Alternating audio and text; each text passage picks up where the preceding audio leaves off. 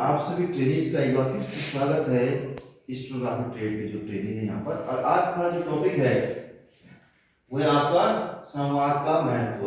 संवाद मतलब कम्युनिकेशन हम संचार। जैसे मैं आपसे कुछ बातें कर रहा हूँ, आप मुझसे कुछ बातें कर रहे हैं, तो एक प्रकार से ये आपका संवाद हो गया। लेकिन हमारा संवाद का तरीका क्या है, कैसा हमारा डायलॉग है आपस में एक दूसरे के साथ, उस पर हम कहाँ पर गलतियां करते हैं और कहाँ पर कुछ सुधार कर सकते हैं, उसके बारे में इसमें आपको बताया जाएगा। जैसे ये कम्युनिकेशन का महत्व और इफेक्टिव कम्युनिकेशन की कुछ विशेषताएं एंड इसके जो प्रकार होते हैं। तो हम शुरुआत करते हैं। यहाँ पर हम अलग अलग तरीकों से संवाद कर सकते हैं।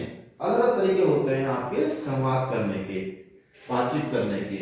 जैसे बात करना, मैं आपसे अभी बात कर रहा हूँ किस बारे में, इस टॉपिक के बारे में। पत्र लिखना, आपने एक पत्र लिखा छुट्टी के लिए। और खाना, आपने लंच टाइम पर लंच किया अपना खाना, वो भी एक संवाद हो गया। सोना और व्हाट्सएप मैसेज भेजना। आजकल ये लोग व्हाट्सएप के द्वारा मैसेज भेज रहे हैं, अगर कोई नहीं आ पा रहा है, देर से आ रहा है, कुछ कारण से छुट्टी ले रहा है, तो यहाँ पर जो है कि ये इसके तरीके होते हैं। आज ये संवाद के महत्व के बारे में जाने। मनुष्य एक सामाजिक प्राणी है और हम समाज में लोगों के साथ रहते हैं। और वर्क प्लेस में जो हमारा ये वर्क प्लेस हमारा क्या है, आईटीआई है। This ITI is our work place and the class of the stenographer trade is your work place. ये आपका वर्क प्लेस है, जो आपका ट्रेड है। इस सारे ट्रेनिंग से मिलकर एक क्लास बन गई है। इस क्लास में आप कैसे अपने साथ, अपने क्लासमेट्स के साथ कैसे किस प्रकार से रहते हैं, दूसरा आपके बारे में क्या सोचता है, 100% कुछ ना कुछ सोचेगा ही ना। अगर आप कुछ अच्छा कार्य करोगे, आप पढ़ने में होशियार रहोगे, आपकी अटेंडेंस 90% से ऊपर रहेगी, दूसरा आपके बारे में अच्छा सोचेगा। और संवाद क्यों जरूरी है आजकल? संवाद 3 कारणों से जरूरी है। ये 3 कारण कौन कौन से होते हैं? पहला है, यह हमें अपने विचार साझा करने में मदद करता है। क्योंकि आजकल हम हर दिन कई सारी चीजों को सोचते हैं, दिन रात सोचते होंगे आप भी। रात को सोते समय, सुबह उठते समय माइंड में कुछ ना कुछ चलता रहता है ना। कई नए नए विचार आते होंगे आपके माइंड में, ऐसा होना चाहिए, वैसा होना चाहिए।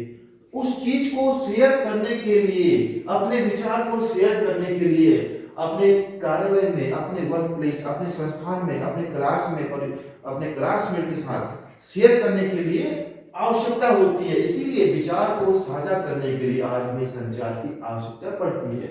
दूसरा है, अपनी भावनाओं का वर्णन करने में मदद करता है।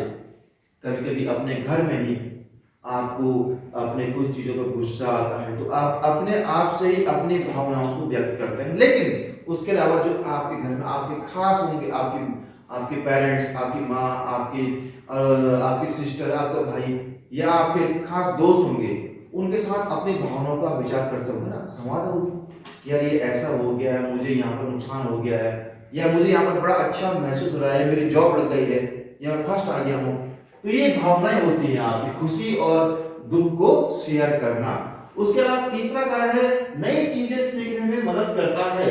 संवाद के द्वारा आप कई सारी नई चीजें, प्रोफेशनल स्किल्स और कम्युनिकेशन स्किल्स को मजबूत करता है संवाद आपको। अगर आप इसको सीखने का प्रयास करोगे, आप नित्य आईटी करंट प्रयास की ही बात करिए, अगर आप कुछ नई नई जो एक्टिविटीज होती हैं, उन एक्टिविटीज में अगर आप पार्टिसिपेट करोगे तो आपको वहां कुछ नया ज्ञान मिलेगा और आप धीरे धीरे प्रोफेशनल रूप में आगे बढ़ते रहोगे। उसके अलावा यहाँ पर अब बात करते हैं हम कुछ जो ये वर्क प्लेस की बात करें। अगर हम वर्क प्लेस में क्या होता है कि आप विचारों पर चर्चा करने में आपको मदद मिलती है, अपनी भावनाओं को साझा करने में और कुछ खरीदारी करने में आपको मदद मिलती है। एक प्रभावी संवाद की विशेषताएं, क्योंकि आजकल 21वीं सदी जो चल रही है, इसमें जो आपका कम्युनिकेशन होना चाहिए, प्रभावी होना चाहिए। प्रभावी होने के लिए आपको कुछ चीजों पर ध्यान देना जरूरी है। वो है सबसे पहले, first one is that clarity, स्पष्टता। स्पष्टता मतलब कि आप जो कुछ भी बात कह रहे हैं किसी के सामने, वो स्पष्टता होनी चाहिए। उसमें कुछ भी मतलब ऐसा नहीं होना चाहिए कि दूसरा आपकी बात को समझ ना पाए। स्पष्ट रूप से, साफ तरीके से आपको बात को कहनी चाहिए। और इसका एक उदाहरण देखिएगा। जैसे मुझे पछतावा, खेद है, मैं असाइनमेंट पूरा करने में असमर्थ रहा या रही हूँ, परियोजना को बेहतर ढंग से समझने के लिए मुझे ज्यादा समय चाहिए, क्या मैं इसे अगले बुधवार को जमा कर सकती हूँ या कर सकता हूँ। एक उदाहरण ये है। और दूसरा है, देखो मैं बहुत व्यस्त था और मैं समस्या को समझ नहीं पा रहा था, मुझे बहुत खेद है, लेकिन क्योंकि मुझे और समझ में नहीं आया तो मैंने काम नहीं किया। मैं इस पर काम कर रहा हूँ, कर रही हूँ, लेकिन अगर पूरा नहीं हुआ है, अगर आपकी इजाजत हो तो मैं इसे अगले सप्ताह तक आपको भेज दूं। तो कितना अंतर है इन दोनों में, ये स्पष्ट रूप से बता रहा है इसमें। और इसमें क्या है, कुछ मिस्टेक्स भी है देखो, और स्पष्ट रूप से इसको नहीं बता रहा है, मतलब ये थोड़ा जल्दबाजी में बात कह रहा है, और ये बिल्कुल आराम से और सामाजिक तरीके से, जो एक तरीका होता है उससे अपनी बात को पूर्ण रूप से कह रहा है। ऐसे दूसरा आपका पूर्णता, आपकी जो संवाद करने का जो आपका तरीका है उसमें एक पूर्णता का होना भी जरूरी है। जैसे इसका एक उदाहरण है आपका कि नीचे जो आपका ऑफिस में, आपके आईटीआई में ही किसी ने कहा कि टीचर ने कहा या आपने कहा टीचर ने कहा, क्या हम एक मीटिंग कर सकते हैं। मैंने आपसे कहा, मैं टीचर हूँ आपका इंटरव्यू स्पीच का यहाँ पर, और मैंने आपसे कहा क्या हम एक मीटिंग कर सकते हैं। और अगर मैंने यहाँ पर ऐसे कहा कि मैं कल आपको भेजे गए ईमेल पर चर्चा करना चाहता हूँ या चाहती हूँ, क्या हम आज शाम 4 बजे 30 मिनट के लिए मीटिंग कर सकते हैं। इन दोनों में से स्पष्टता और पूर्णता किसमें है, दूसरे वाले में। क्योंकि पहले वाले में खाली ये कि हम मीटिंग कर सकते हैं, लेकिन समय का विवरण नहीं है, किस चीज पर मीटिंग करनी है, टॉपिक क्या है, ऐसा कुछ नहीं कहा गया है पहले वाले उदाहरण में। और दूसरे वाले में टाइम के बारे में, और जो उन्होंने पहले इस पर मेल द्वारा भेजा जा चुका था। सो ये इसमें कंप्लीटनेस होना जरूरी है। फिर उसके अलावा आपका बोला है सुनना, लिसनिंग, सुनना, श्रवण कौशल। श्रवण, अच्छी तरह से संवाद करने का एक जरूरी हिस्सा है सुनना। केवल अपने सुधार करना काफी नहीं है, जब दूसरे लोग बोलते हैं ना, हमें उन्हें ध्यान से सुनना चाहिए। उस समय क्या होता है, कई बार कि हम सुनने का प्रयास तो करते हैं, लेकिन हमारे माइंड में कुछ और चल रहा होता है, हमारा ध्यान कहीं और रहता है। उस चीज पर हमें फोकस करना जरूरी है। जैसे यहाँ पर 2 ईमेल दिए गए हैं, जिसमें एक कर्मचारी से अपने मैनेजर से छुट्टी मांगने के लिए लिख रही है। अब इसे देखे पढ़े और कौन सा इसमें सही है। जैसे ईमेल 1, प्रिय महोदया, कृपया मुझे अगले शुक्रवार को छुट्टी दे, सादर मोनिका। ईमेल 2, प्रिय महोदया, मैं अगले शुक्रवार 23 दिसंबर या 23 अप्रैल 2025 को एक दिन की छुट्टी का अनुरोध करने के लिए ईमेल लिख रही हूँ। मेरा एक छोटा सा ऑपरेशन होने वाला है और मैं सोमवार आपका ये 25 अप्रैल, मान लीजिए 25 अप्रैल 2025 को कार्यालय ज्वाइन करूंगी, सादर आपकी मोनिका। मान लीजिए एग्जाम्पल दिया है। तो अब इसमें कह रहा है कि हाँ या नहीं लिखना है आपको।